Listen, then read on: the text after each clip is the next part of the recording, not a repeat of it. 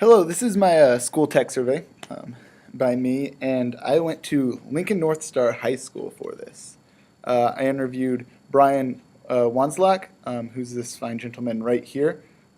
He works at Lincoln North Star. He's the economics and advanced economics teacher for North Star. He's also the cross country and track coach because he runs many a marathon and does well in them.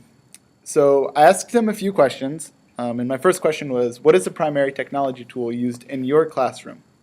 And he said he primarily uses an LCD computer projector connected to a laptop, iPad, or Apple TV. And he uses it for presenting notes, video clips, interactive activities, as well as student responses. Going to his classroom, he also uses one of these old-fashioned projectors, just like this right here. And for that, he uses it because he likes the simplicity of it as well. Question 2 was, why do you choose to use this instead of a different tool? He said, it's simple. Students can interact it if he gets creative with it. It's not complicated, and he doesn't have technical issues very rarely. He's also found that in this particular content area, speaking of economics, it just works better for his class and teaching style, and he doesn't want to force any technology issue. He will use it if he can, and he will try different things, but he will not make class unnecessarily complicated for him or his students.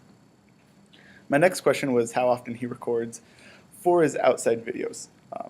He rarely does anymore. He said he used to back when he was first starting teaching, but he said most content can be found via streaming services, and what can't be is often provided for a small fee that also gets the teachers a lot of other stuff. It's also more difficult now to record at home and then try to play it out in class. The fourth question is technology something that you can agree with using in your classroom to help learning, or does it become a distraction? Brian said he doesn't completely disagree with it, but he can't replace non-tech completely. We are not at a point in our history of knowledge where the effects of tech can be completely replaced. Maybe someday, but not today. He said that he can tell me with 100% certainty that the use of laptops, phone, tablets can be incredibly distracting.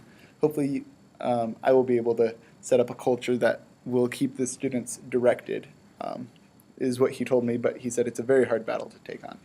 The fifth and final question was, what do you do to keep your students engaged in the activity without getting distracted?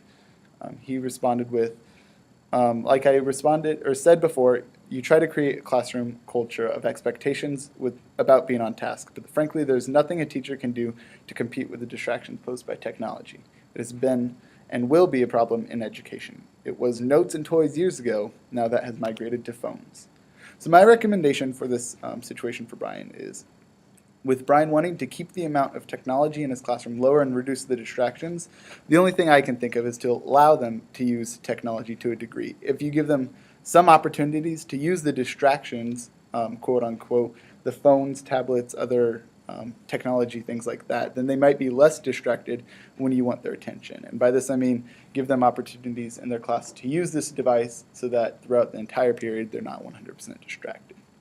So that was my experience interviewing Brian at Lincoln North Star. Perfect.